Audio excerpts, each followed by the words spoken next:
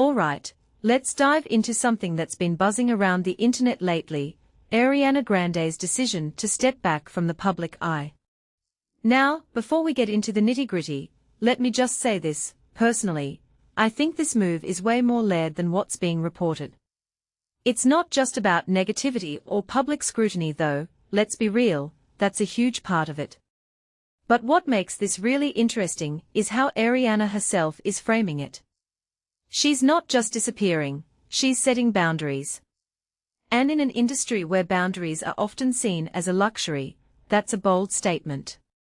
Here's the thing, Ariana's announcement came during her Chicago concert, where she addressed the rumors head-on. She said her decision wasn't reactive or impulsive, which, in my opinion, is her way of reclaiming the narrative. What many people don't realize is that celebrities often have their decisions misinterpreted as emotional reactions, especially when it comes to stepping back. But Ariana's making it clear, this was planned. She's not running away, she's taking control. And that, to me, is a power move. Now, let's talk about the elephant in the room, the public scrutiny over her appearance.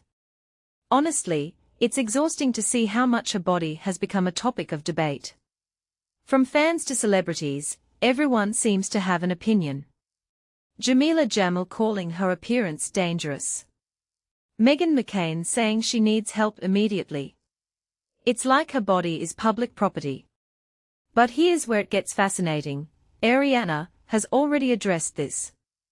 In a 2023 TikTok, she called out the hypocrisy of people commenting on her body, saying her past physique was actually the unhealthiest version of herself. So, when she says boundaries need to be set, I think this is a huge part of it. She's not just stepping back from the spotlight, she's stepping back from the toxic cycle of judgment. What this really suggests is that Ariana's break isn't just about her mental health, though that's crucial. It's about reclaiming her autonomy in an industry that thrives on commodifying artists. If you take a step back and think about it, her album Petal feels like a manifesto against this very culture. Critics are calling it a middle finger to the public, and I couldn't agree more. Tracks like Hate That I Made You Love Me feel like a direct response to the obsessive nature of fame. It's not just music, it's a statement.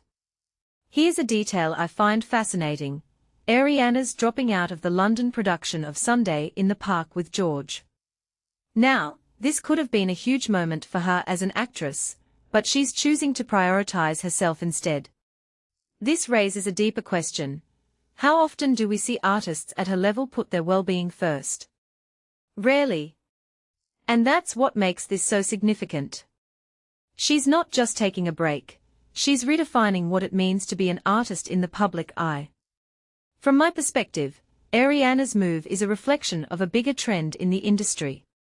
More and more artists are pushing back against the relentless demands of fame. Billie Eilish, Selena Gomez, they've all spoken about the toll it takes. But Ariana's approach feels different.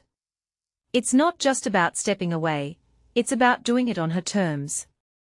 She's not letting the noise distort her reality, as she put it. And that's a lesson for all of us, not just in the context of fame, but in life. So, here's my closing thought, Ariana Grande's break isn't just a personal decision, it's a cultural moment. It's a reminder that boundaries aren't just necessary, they are revolutionary. And as we watch her story unfold, I think it's worth asking ourselves, how can we support artists in setting those boundaries? Because at the end of the day, their humanity shouldn't be the cost of our entertainment. What do you think? Let me know in the comments below.